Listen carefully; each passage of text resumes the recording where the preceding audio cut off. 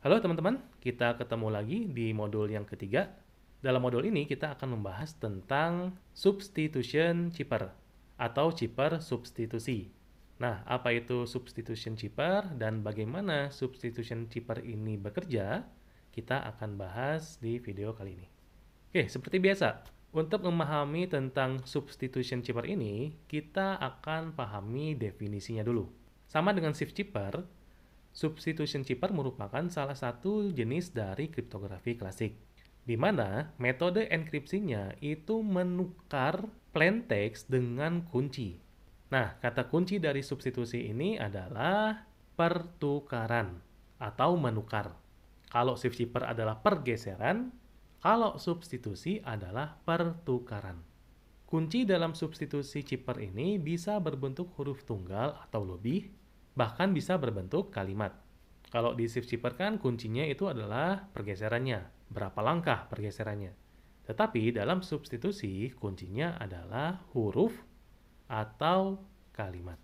Nah, dalam substitusi chipper yang paling mudah itu sebenarnya ada dua teknik yang digunakan.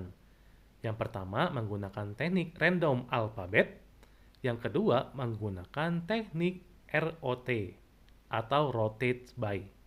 Nah, apa bedanya antara dua ini? Sekarang kita bahas dulu yang random alphabet. Nah, teman-teman perhatikan di sini. Dalam random alphabet, kunci yang digunakan yaitu mengacak urutan dari alfabet itu sendiri. Contoh misalkan chipper alfabetnya sebagai berikut. Kalau teman-teman perhatikan contoh chipper alfabet ini, random sekali kan? Artinya sudah tidak terurut lagi. Atau bisa juga kuncinya itu menggunakan sebuah kata. Misalkan menggunakan kata komputer. Berarti chipper alfabetnya itu adalah menggunakan kata komputer di awal, terus alfabet berikutnya itu menggunakan huruf-huruf yang tidak mengandung kata komputer. Jadi, teman-teman bisa lihat di contoh chipper alfabet ini, setelah kata komputer, tidak ada lagi huruf-huruf yang mengandung huruf yang ada di komputer. Nah, sehingga kita bisa ambil kesimpulan bahwa syarat dalam membuat kunci substitusi chipper itu tidak boleh ada pengulangan huruf yang sama. Kalau misalkan dalam kata itu ada huruf yang sama, maka kita hilangkan salah satunya. Misalkan teman-teman mengambil kata kuncinya adalah saya, maka bukan kata saya yang menjadi kuncinya, tetapi akan dihilangkan huruf yang sama. Huruf yang samanya apa? A. Maka kita hanya pakai salah satunya. S, A, Y. Setelah itu, baru diikuti alfabet-alfabet yang lainnya. Nah, untuk memahami dari random alfabet ini, kita coba menyelesaikan contoh soal kasus yang pertama. Di sini diketahui bahwa ada sebuah plain text yang berisikan "Selamat datang di kelas kriptografi".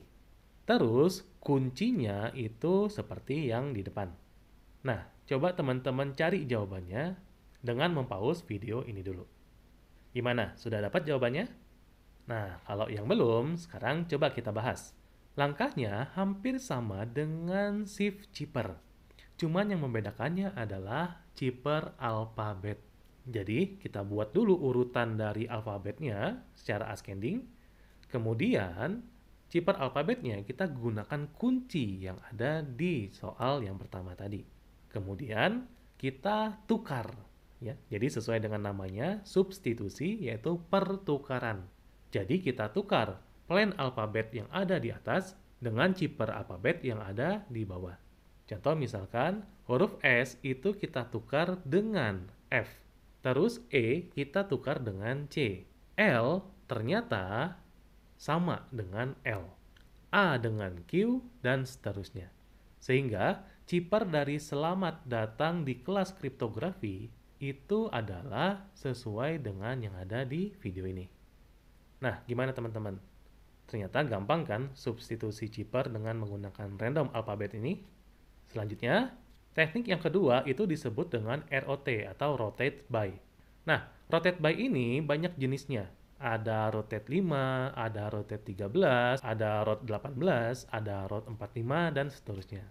Nah, yang membedakannya apa sih?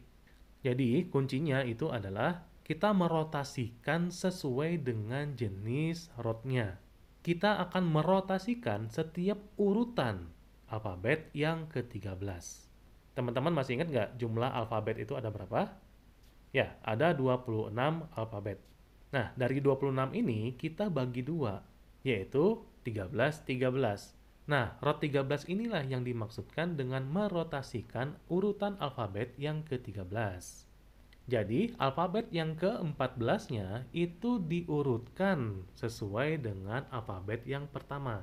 Maka, A akan sejajar dengan N, B dengan O, C dengan P, dan M dengan Z.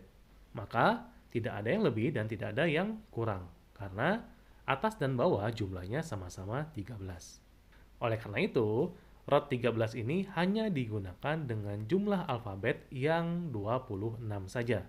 Nah, bagaimana dengan jenis rot 18? Bisa nggak digunakan dalam urutan alfabet yang jumlahnya 26? Jawabannya adalah tidak bisa, karena pasti ada yang kurang nantinya. Terus, untuk menyiasati dari rot 18 ini bagaimana? Nah, teman-teman tinggal tambahkan angka. Ingat, angka itu ada 10. 0, 1, 2, 3, 4, 5, 6, 7, 8, 9. Nah, angka inilah yang kita tambahkan di akhir alfabet Z. Jadi kalau kita urutkan dari A sampai dengan 9, itu totalnya ada 36. Maka kita bagi dua di sana. Hasilnya adalah 18. Nah, 18 inilah yang digunakan dalam rot 18. Sehingga kita urutkan sampai 18 alfabet, kemudian urutan ke-19-nya kita taruh di bawah. Jadi urutannya akan berbeda dengan rot 13. Nah, kalau rot 47 bagaimana?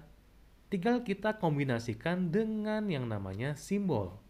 Jadi ada alfabet, ada angka, dan ada simbol-simbol tertentu. Dan alfabet di sini bisa kita gunakan atau kombinasikan juga dengan uppercase dan lowercase.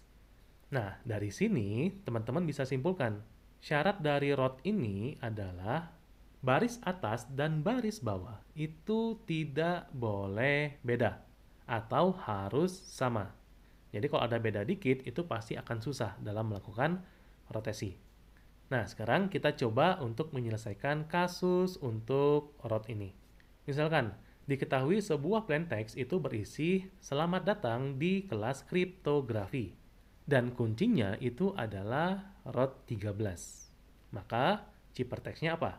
Ya, silakan teman-teman jawab dengan mempause video ini dulu.